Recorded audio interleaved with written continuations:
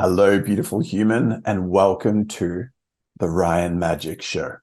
So excited to be here with you guys. This is actually the fourth time recording this episode, which means that I'm sharpening every single time because I've had a lot of deliberating between how I present my body of wisdom around physical health. And there's a bunch of reasons why I recorded it so many times, but I decided that I'm going to break the different areas of physical health into different episodes, whereas I was previously recording them all in one. And there's so much knowledge and wisdom and tools and practices and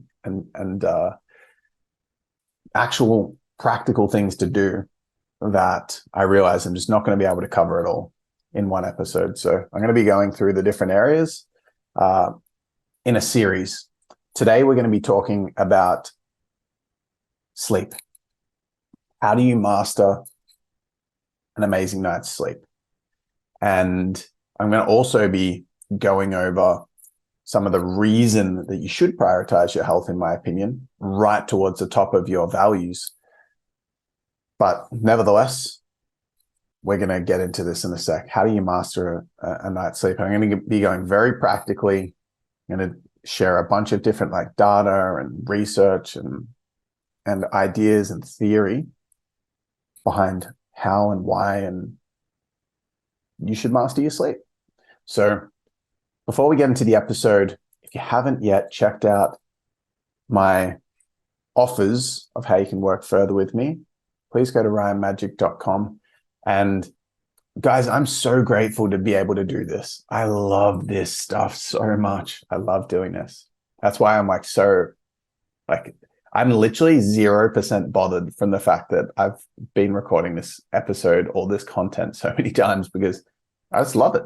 It's not like I'm like, oh, damn, I'm going to have to do it again. It's like, hell yes, I get to do it again. So thanks for making that possible for me and being in my life. And I'd love to connect with you. So Instagram @TheRyanMagic or email ryan@ryanmagic.com. Please just shoot us a message. Say, hey, reach out. I'd love to connect.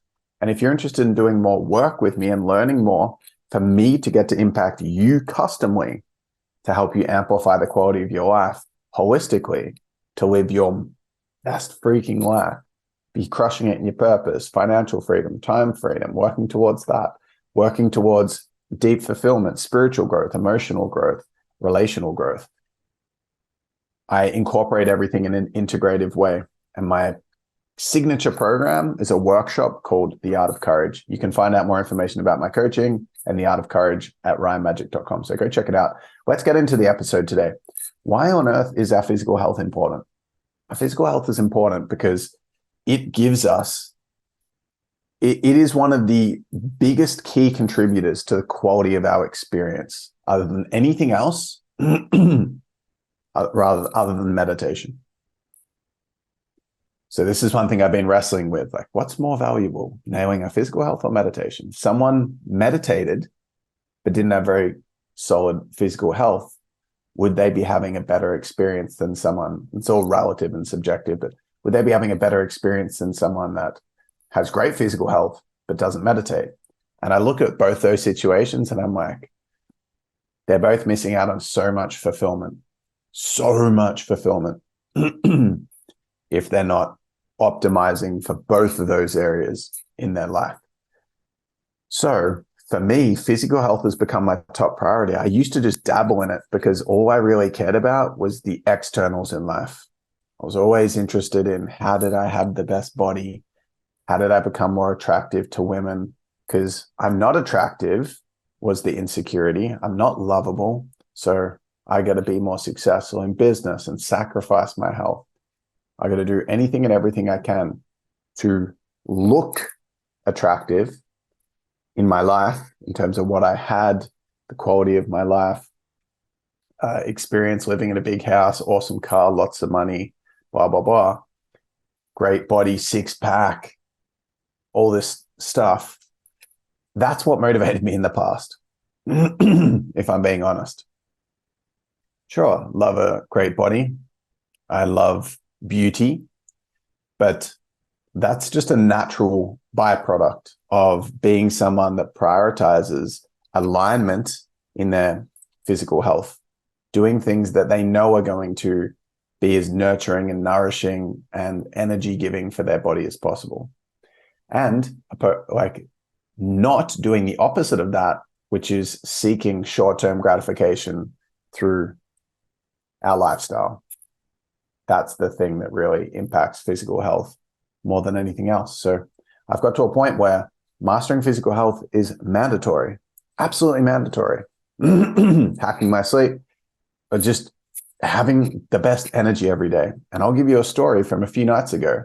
I sleep a lot every single night, and I get to bed early every single night, other than the other day, where it was my beautiful friend's birthday. And I was like, before I went there, I was like, okay, I'm going to leave at 8 p.m. tonight so I can have a great night's sleep. I had a podcast episode with someone from the States the next morning. And I ended up being like, come on, don't be so rigid. Just go with the flow. See how you're enjoying the night and just you stop being so rigid. And I ended up staying till 11 p.m., getting 6 hours sleep, which for me is nowhere near enough. And the next day, the quality of my experience was so much lower than normal. Usually, I feel energized. I wake up in the morning. I never wake up and feel tired. I just don't. I wake up when I'm ready to wake up. I've had enough sleep. I've got energy throughout the day. And I noticed myself feeling more tempted to scroll and looking for unhealthy food and procrastinating on the things that I want to get done. And all these things that I'm not used to doing as much because health is normalized for me. And only in the contrast of losing it do we notice the importance of having phenomenal physical health. So it was only when I had a really shocking night's sleep and not enough, then I was like, oh my gosh, it's so freaking important. And the next day and half of the day after was significantly impaired compared to a normal day for me. And so I want to have the best quality experience. Fulfillment is my top priority in life. I want to, and fulfillment is massively, like fulfillment is the quality of your experience, and health has a ridiculously massive impact on the quality of our experience. It's not really what we do in our life, it's how we experience what we do that matters. You could just go accumulating and ticking your CV and accomplishing all these things, but feeling shocking the whole way through, disconnected, misaligned, doing it from an unhealthy place, not giving yourself permission to receive love, feeling dysregulated all the time, not really present.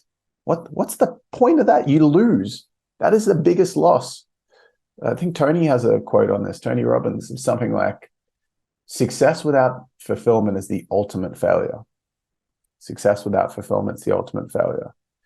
But we're not taught how to live fulfilled, that's for sure, because our whole mainstream lifestyle and societal narratives support dysfunction.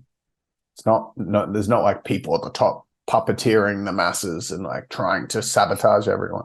It's just the effect of where society's gotten to from fear driving a lot of people's actions.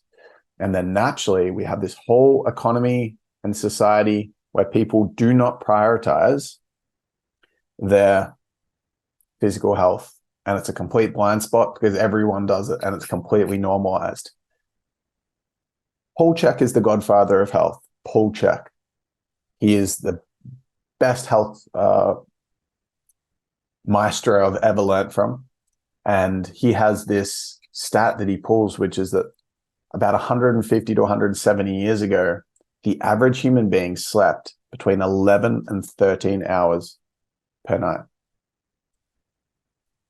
I think personally, and I'm just going to nail the high level 20 out of the 80-20 rule of how to nail your sleep, which is get minimum 8 hours sleep starting before 10:30 p.m.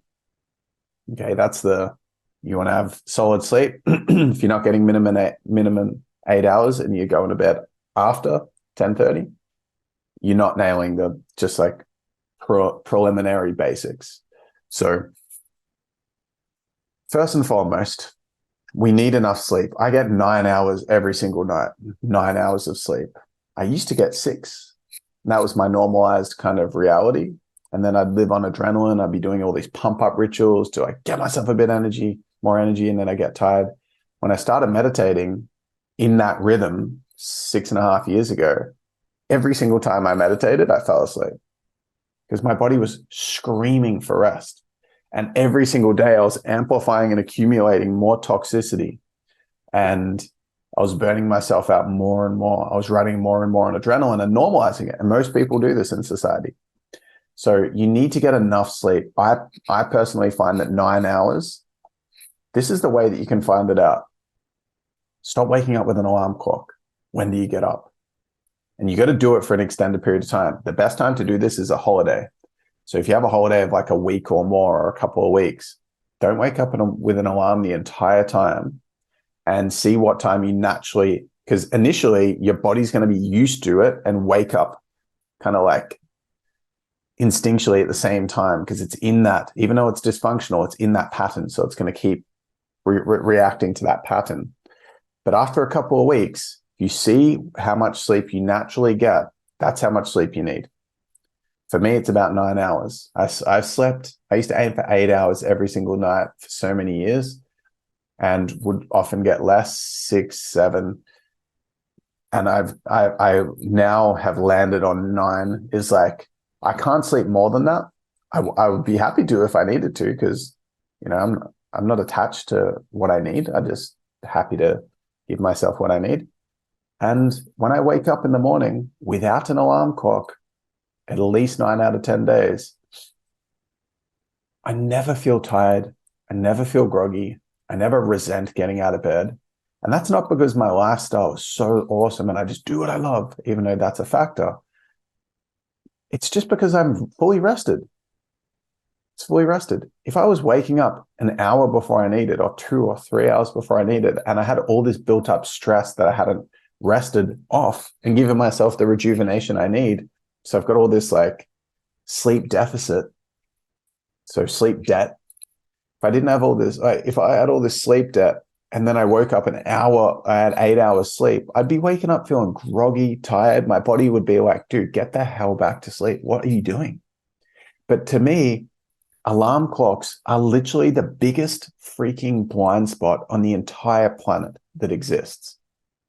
Alarm clocks are nonsense. They're ridiculous. They enrage me. Why on earth? How could the population get to a point where 99% of people wake up before their body is ready to wake up? Because that's what an alarm clock does.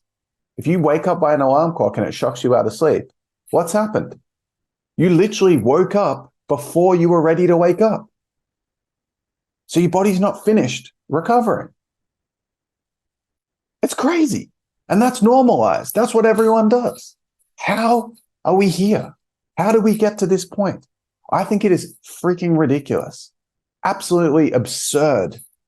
Because if you ask any peak performance coach, they will say the most important area to address peak performance and for someone to be at their best and to feel energized is sleep. More important than nutrition, more important than anything else. If you don't get enough recovery, you're not going to be feeling clear. You're not going to perform at your best the next day. Sleep's the most important aspect for that. So if we're waking up with an alarm and our body hasn't finished doing its thing, of course we're going to feel groggy and resent getting out of bed and start the day on a poor note. It is literally absurd. I do not wake up with an alarm clock. Every now and again, if something in my routine means that I have to get up a lot earlier than normal and I struggle to get to sleep early enough for me to naturally wake up at that time, I'll put up a backup alarm on. But I don't think I've woken up reactive to an alarm clock for probably, I don't know, like 30 or 40 days. Every now and again, I need to use it, but it's very, very rare that I won't wake up right before it when my body's just naturally done resting. And then I wake up alert. I have no problem getting out of bed. I used to be like, come on, just get up, get out of bed. And it's like, why would we need this? And then, walking around like a zombie and getting a coffee. It is just stupid. It is stupid. It is not your fault if you do this. It's not your fault. You're not a bad person. You're not an idiot. You're not stupid, but it is stupid.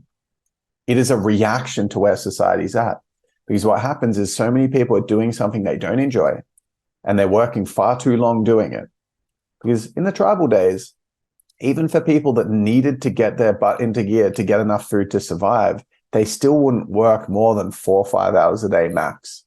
And now that we're working 8 hours plus transit, let's just call it 10 to 11 hours a day on average. Some people are what more than that. You're working double what we used to. We're sleeping less than what we used to. We get late at night and we have all this unmet need for enjoyment and pleasure and the zest of life. And then instead of being able to have the regulation to find it in a healthy way, we're reactively looking for it in short-term hits with short-term gratification. So we're at night eating unhealthy, having a beer, watching Netflix to try to decompress, where the actual origin of the problem is not, like, if you're on a camping trip, you don't feel the need to watch Netflix, do you? The only reason you're doing it is because most people's lifestyles suck. And so the reactive thing to that is at nighttime, instead of winding down and supporting and connecting genuinely and having a beautiful, wholesome time winding down for sleep, we're looking for short-term hits because we didn't have enough pleasure and joy and fulfillment in the day. And that doesn't mean the person's bad. It's just an unhealthy spot to get to, but most people in society are already there. So then the phone hooks them, porn hooks them, short-term gratification, any forms, addictive tendencies hook them, right? Coffee, sugar, alcohol, narcotics, cigarettes. There are lots of different ways that people suppress at night. And as a result, you got all this synthetic light as well that does not help our sleep patterns. So then someone's charged up. They find it hard to get to sleep. If you go to a campsite, like a free wilderness campsite, not one of the paid ones where there's lighting and electricity and stuff, but just the ones where people pitch a tent, which is the sort of campsites that I usually go to. As soon as it gets dark, pretty much, unless you got a bunch of backpackers that are getting pissed and staying up, everyone else just goes to bed at like 8 p.m. It's dark, they go to bed, and then they're just naturally up super early. That's just what everyone does. And that's what you do when you don't have technology and a laptop or a TV or your phone. That's just what happens. That's just the natural thing. But we're not living in a natural lifestyle. And so we're staying up synthetically way past what we should as a society. And then, of course, when we're going to get up early to do the thing that we're not super pumped about the next day, we need an alarm clock to get up. Now, this is what's common, but it sure as hell isn't natural. And it sure as hell is not healthy.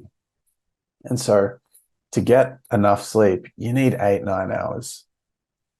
You just do. And that doesn't mean you have to just teleport to this new reality that I'm introducing on this, if this is not already something that you got in your lifestyle.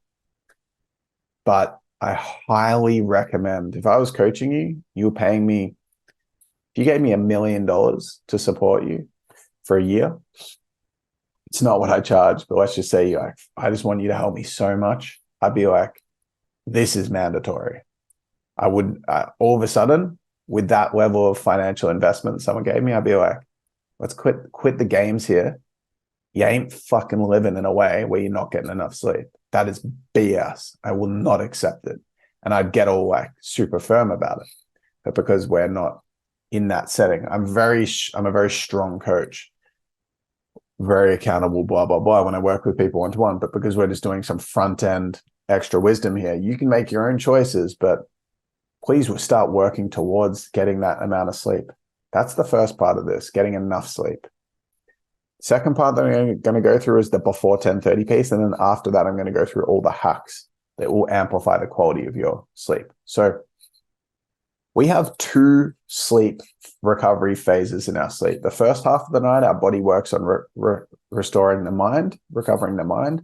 The second half, it works on recovering the body. You would have heard that saying most likely at some point that an hour of sleep before midnight is worth 2 after midnight. The reason that's the case is because we have a limited window to be able to work on restoring the mind. And this is, I'm going to drop some science on this here. It's very, very interesting, is our whole waste disposal system in our body is the lymph drainage system. And it works, if you just Google the lymph system, then you will see that there's a bunch of things that look like veins that go parallel to the circulatory system, right? Where your veins, capillaries, blood vessels go around. So we have the blood flow. That's where it's like the superhighways of our body, where all the nutrients and minerals and functioning and everything is going throughout our body, and signals and messages are being delivered from the brain everywhere in our body. And then we have a parallel waste management system that goes alongside that. That waste is taken from the bloodstream, because when the cells are doing their thing, they're using oxygen as fuel and nutrients as fuel. Once they've been doing their little formulas and their little chemical experiments in different parts of the body, transporting different nutrients to different aspects and oxygen and sending messages and all their thing, burning that, just like if you burn a fire and you use wood as the fuel, there's ash left over at the end. When you're burning different nutrients and oxygen in the body, there is waste left over too. And those dead cells need to be exported out of the body, need to be eliminated. And what happens is the lymph drainage system works parallel to the circulatory system. So it's literally all the waste is then put into that, and then it's pumped through the body and it's expelled in various ways. So essentially that's what's happening. And it's a very important function of the body. Now, the interesting thing is, if you Google a diagram of the lymph system, you'll notice it runs everywhere around the body other than the head. So the lymph drainage system isn't in the brain. It doesn't work in the brain. That's not how waste is eliminated from the mind. But the brain is one of the areas that actually uses the most energy and therefore produces some of the most waste, okay, from cell usage and functioning. So how does the mind then get rid of the waste if it's not through the lymph system? Well, the way that it does it is it pushes when all the electric signals are going off in your brain and powering your brain, which uses so much energy, almost more energy than any other function in our body. When that's happening, the waste is put into the cerebral fluid, the brain fluid, and it just sits in the brain fluid. And what happens is, in that first half of the night, that brain fluid drains. All the waste is pulled from the brain fluid. It doesn't happen in the day. It accumulates in the day, and in the first half of our sleep, the waste is taken from the brain fluid, okay? So if we don't get sleep to bed early enough, you will feel foggy in the next morning. You'll notice that if you go out and you go to bed really late, even if you don't drink, you might feel kind of hungover, not like sick, like you're vomiting up the poison that you had the night before, but you will feel super clouded, foggy, heavy, slow, because there's a bunch of unmanaged waste still in your brain. That is why getting to bed early enough is important. That's why an hour before midnight is worth 2 after midnight. So it's important to get to bed early enough. Just for just to give an example, like I go to bed at between 8 and 9 o'clock each night. And you might be like, whoa, you're a nana. Why would you do that? Because I'm not like my day is the quality. I'll prioritize joy in the day. I work this right now. It's a Saturday morning for me. I'm doing this because I'm excited about it. And then I'm going to go on a hike.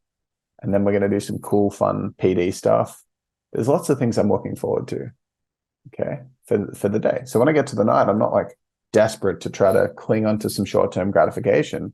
I'm excited to get just to slow down, enjoy relaxing, and then wake up early in the next morning naturally. Like I woke up this morning at 6 and just naturally, and I was super alert. And I didn't. So bottom line is, going to bed early is vital for brain restoration. Okay, so let's just move on from that. Let's look at optimization now. So we're getting enough sleep. Cool, you're prioritizing your sleep now. You're getting enough, getting to bed early enough. The single I'm going to give lots of micro hacks like wear an eye mask and this is the temperature you should sleep in and blah, blah, blah. But the biggest impact on the quality of your sleep is the way that you organically wind down towards sleep time. This is my experiment. I wore an Oura ring, which measures and tracks the different metrics of your sleep. I wore that every day for about 3 and a bit years. I don't wear one anymore because I kind of did enough experimenting to know where I'm at. And I don't want to like fixate on my data, which I used to. So I've kind of seen what made a really big difference. And I'm just telling you that winding down towards bedtime is the most impactful way. If you're like celebrating hard, and if you watched a horror movie late at night and then went straight to sleep, you're not going to have a great sleep. If you went and did like a hit session at the gym at 7 p.m. and then you went to bed at 8, you're not going to have a very good quality sleep. If you are surrounded by all these bright lights, your brain is, there's so many different pieces I'm going to share in this episode, but it's important to use kind of common sense as we're transitioning towards sleep. Now, most people, again, because they work so many hours throughout the day, that work is the big fixture of their week, Monday to Friday, that on those days, by the time they get home, there's so much to do. They got to fit their gym in at night. They're, again, craving some kind of release and reprieve and look for it in short-term gratification, which means sugary foods. They'll have caffeine late in the day, sugar late in the day. They'll be watching all this intense stuff, screen time towards bed. Instead of, you get to, let's say, 4 p.m., 5 p.m., you've done enough work, you can feel your body's tired. And you start transitioning, about, cool, I'm going to start slowing down now. I'm going to have less bright lights at night. I'm going to start being less active. You start relaxing, laying down, having gentle, wholesome conversations, doing some practices and activities that support you to have like a more yin energy, which is more passive, and less yang, which is more active and intense and dynamic. You're going to start slowing down towards sleep time. It's difficult to do in this lifestyle. And I don't expect you to do any of this. This is just best practice, winding down. Okay. So just trying to be like, okay, cool. Avoiding that temptation. I haven't done enough. I need to do more. I'm so behind in everything. I'm not doing a good job in life. I should do this and I should do that. And there's all this pressure in the nervous system. There's all these shoulds on your mind. There's all these things that you're attempting to push out and get done quickly. And as a result, you're hyper stimulated and activated, and you're not relaxed before bed. That's a big factor. Imagine every day, as soon as it hit 5 p.m., phones away, technology away, all work put to the side. And you're like, how can I enjoy the rest of this night, relax, rejuvenate, and have the most wholesome, like you got a day spa at home. And that's what I'm going to do. I'm going to relax. The lights are dimmed. And it's nice and dark. It's moody. You got some really solid vibes, a candle on, and you got some gentle, relaxing music. You're having a nice drop in with your partner. You're catching up with a couple of friends, and you're having some introspective time. You're reading a book, and it's just really winding down. And then you get to the point before sleep and you're ready. You're nice and tired. Your body's relaxed. You haven't eaten super late, et cetera, et cetera. So that's a really big factor. Trust me, I'm going to go through heaps of hacks, but that's a massive, massive factor. And if you did all the things like I wear an eye mask and I sleep in a court, like just all the other hacks, blue light blockers, but you're not winding down, throw all your other hacks in the bin and just start winding down. Okay.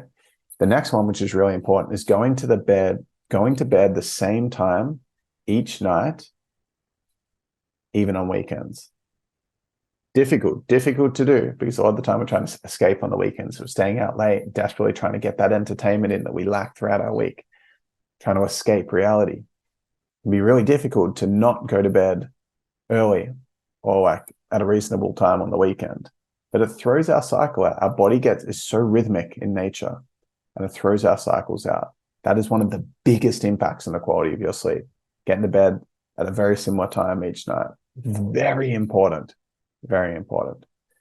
Next hack. I'm just going to reel off a ton of these off the cuff. Next hack is when you wake up in the morning, getting sun on your face or bright lights going as soon as possible. You wake up, turn all the lights on, go outside, get the sun on your face as early as possible. If you stay in a dark thing, you don't open your curtains, what happens is the earlier that you get sun on your face and bright lights on your face, the brain starts to create a little stored message of like 16 hours-ish later, 15 hours, 14 hours, 12 hours later, your mind's going to start to secrete melatonin, which is our natural sleep hormone. And people take melatonin tablets to help get to sleep, but our body releases plenty enough to make us tired at night. But if you like had a pitch black, dark house, and you woke up at 4 a.m., and then it's dark, dark, dark, dark, dark for ages and ages and ages and ages, and you have a pitch black house and you don't go out into the light, have any light until like 1 p.m., melatonin ain't getting released that night till super late. But if you can wake up early and be like, sun on face, you're naturally going to get tired at an appropriate time the next night. It makes a huge difference. That's like the value of circadian rhythm, waking up and going to sleep with the cycle of the sun. It's not just because it's all circadian rhythm, all spiritual. I like nature. I watch the sunset. It actually changes the hormonal structure in our brain. It releases more melatonin so that you can start naturally getting tired at night. And then you'll have a better quality sleep. More melatonin naturally means better quality sleep. Okay? Big, big, big impact. Oppositely to that, not having melatonin inhibitors on when it starts getting dark. If you can watch the sunset, that makes a really big difference. Your brain's being told, yo, time to start winding down, start releasing melatonin. But if you keep bright synthetic lights on, blue lights, this is why blue light blockers are valuable, then your brain's not being told, stay alert, stay alert, stay alert, it's daytime, stay awake. You start being told it's nighttime, go to sleep. And so I've got red light globes in our bedroom. And we call it the red light district because that's where the magic happens. And we don't have blue lights around the house at night. We just have very dimmed, at the very least, amber colored, warmer lights that are very subtle. And I'm a bit serious about this, a bit wound up about this in the house. If I invite you over for a slumber party, expect to be having a phone slapped out of your hand if it's put near my face before sleep, because it's like completely reversing the melatonin release. And I ain't about that. I want to have a really good quality sleep.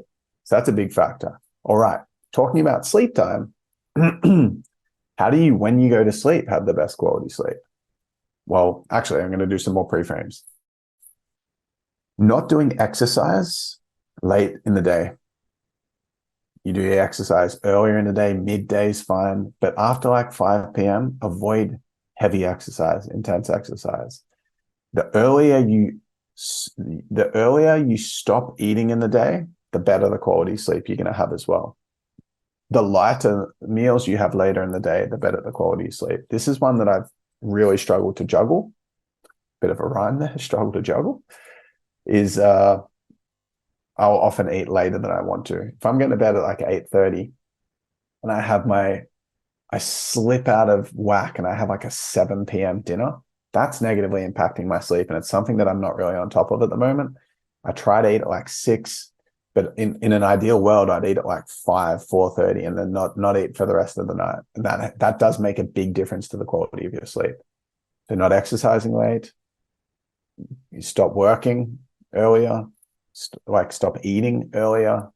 That includes drinking, not drinking heaps of water right before sleep.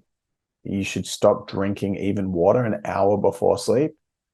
Now, if you're really dehydrated, it's better to stay hydrated and kind of like then maybe need to go to the toilet in the night than it is to just be completely dehydrated and go to sleep. But best case scenario is you stop drinking water like 90 minutes, an hour, 2 hours before sleep. So then you can go to the toilet naturally with what's in your bladder, and then you won't wake up in the night needing to go to the toilet, which will interrupt your sleep. Okay. So the last one around this pre-framing, how do you do before you go to bed? How does that impact going to sleep? Is caffeine. Do not have caffeine after midday. Do not have a coffee. Coffee is obviously got the most caffeine in it, or energy drinks.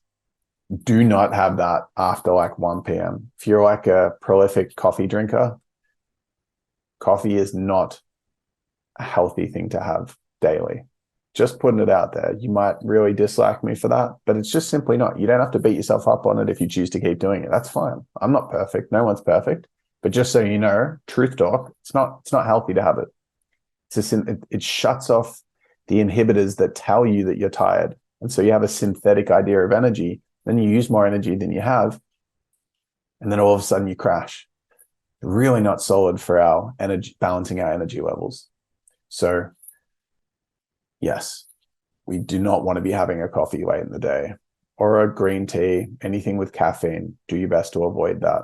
But coffee is like the no-go. And the earlier that you can have any caffeinated drinks, the better. Cool. Moving on to the next thing. Probably got another 5 or so hacks. So next thing, you want to be sleeping in a cool, dark, quiet room. Cool, dark, quiet room. One of my personal development alarms going off. Cool, dark, quiet room. You want to keep it as dark as possible. An eye mask can be an okay substitute, although it's not just your eyes that absorb the light. Like if you wear blue light blockers, but you're naked in a house full of blue light, your skin also recognizes the blue light. It's not like just because you've got red tinted glasses on that it's not absorbing any of that light. Your body absorbs the light as well. So you don't just escape it with blue light blockers. That's just like minimizes it to a certain percentage, which is still worthwhile, but it's not going to solve the problem if you got bright lights on. So AKA if you sleep in a room that's got a lot of like synthetic light coming in, but you got an eye mask on, it's still not going to be as good quality as having a pitch black room. So you want to minimize as much light coming in as humanly possible. Like block out blinds, no little like alarm clock light coming off, or phone light, or little lights, blue on light somewhere on some device you have in the room. Just keep it as pitch black as possible. Eye mask is an option. Okay. Earplugs. I've got them here. So if you're watching this, you can see the ones that I use and my eye mask. Actually, I wear these cheap little orange ones that are pretty replaceable because they're not too heavy.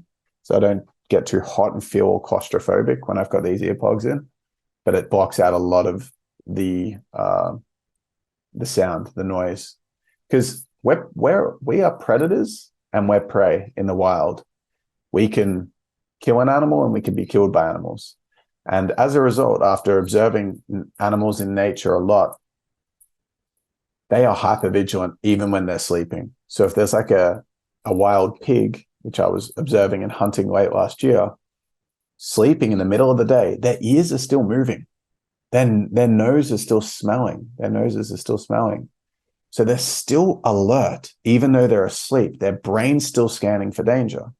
So if it hears anything subtle, it'll wake it up. And we're the same. We are also animals, and we also do the same thing. We are listening, smelling, and we are ready for danger to strike at any moment, even in the night. And so little noises can disrupt us, at least take us out of a deep sleep and put us into a light sleep. So just in case the danger gets more, the noise gets louder, the smell gets more intense, whatever it is, the sensors go off and send alarm bells to us. So we want to dampen those sensors completely so that nothing takes us out of that deep sleep. So I wear these earplugs to support with that, which are those temporary, cheap, like foamy material, orangey kind of colored things that a lot of gardeners wear when they whip a snip or lawn mow. those ones. So they're super cheap, and I'll wear them as long as I can until they kind of start losing their kind of memory foam nature, and I can't twist them into a little kind of cylinder and then insert them into my ear. As soon as I do that, then I throw them and I get new ones. I don't think it's the best in the environment, but that's just my current solution. Eye mask. I wear this Alaska Bear brand eye mask. I've tried heaps. This one works really well for me because it's double strapped. It's got 2 light straps, thin straps, which means that I can wear it loosely and it still won't fall off. And that's important because if I have an eye mask that's too constricting on my face, I get hot because we regulate temperature in our forehead. Wherever any parts of our body that don't grow hair are used as temperature regulators. So that's why our palms, our feet, and our face has a massive impact on the quality, on our temperature. Yeah. So Alaska Bears is this one that works really well for me. So eye mask blocks out a lot of the light as well, but try to block out the light in your room. Okay, moving forward. Temperature. Cooler is better. If you overheat, your body starts overworking, and it's not gonna, your resting heart rate's not gonna drop as low, you're not gonna recover as much, your HRV is not gonna improve as well. So we want to be in a cooler room. It's just a better sleeping condition. You don't want to be cold like you're shivering, but you don't want to be hot. If you've got a hot room, you need to find a way to cool that room down with a fan, a little bit of light aircon, and you can get sleep temperature regulating sleep systems. There's one called Ooler, OOLER. I don't have one because I tend to manage. If I'm too hot, I'll just sleep with a sheet and start the night like that, and I'll be fine. So I tend to do okay. But if it gets really hot, then I'll need like a fan, which is not ideal. It's not ideal. So anyway, we want to try to be in a cooler room as well. Other hacks. Sleep, blue light blockers make a massive difference as well. And I'm pretty sure that's, no. Sleeping with a partner makes a big difference. Sleeping with a partner makes a big difference. Excuse me. So I put up a little barricade in between I used to do it with my dog as well. When I was single and I had a dog, put a little barricade there so my dog couldn't sleep against me, because then I'd get too hot or I'd get agitated or awaken. This is going to sound like it's not really the episode for it, but it's also relevant.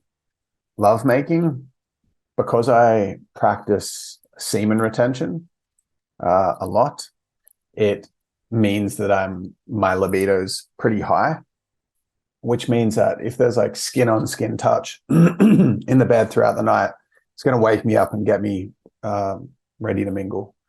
Okay, throat, done your thing, stop it. Moving on.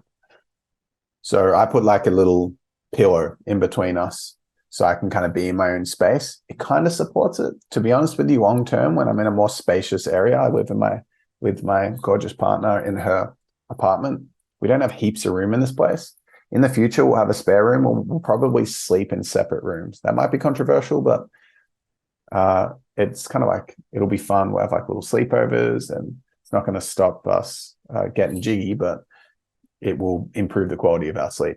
So if you've got a situation where your partner hogs the bed or pulls the doona and all this stuff, and it's waking you up, it's having a big impact on the quality of your sleep. So if you can mitigate that by putting a little system there, like having your own separate doona and blanket, or having a pillow that you put in between, so you're in your own space and you're not getting woken up by someone else, that's important.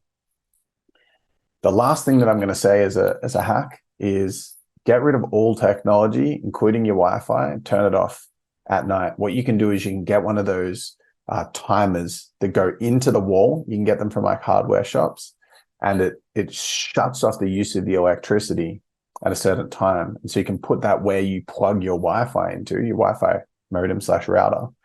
And then at 10 p.m. or 9 p.m. or whenever, the Wi-Fi goes off, and then it's not on when you're sleeping. and it's helping. And same thing, like I don't have my phone in my bedroom at night. I've got it in a different bedroom. But if I do need an alarm, I've got an alarm clock. I've got a digital alarm clock that I bought from Kmart for like $7. And I use that. That's what I use. I don't have my phone in the bedroom. I've got a no phone in the bedroom rule. And I feel like that's super healthy. I don't charge any devices in there. So there's a little electricity in there as possible. The last thing is that springs in a bed, metal is a conductor for EMFs. And so if you can get a mattress that's wire free, it's going to be a lot healthier as well. Anyway, there's lots and lots of things for you to consider there. The main ones that I mentioned are winding down at night, getting enough volume of sleep, so winding down towards sleep time, enough volume of sleep, going to bed at the same time each night and not doing anything crazy active late at the night. And then all those other little amplifiers will make a humongous difference to the quality of your sleep, which is so freaking important.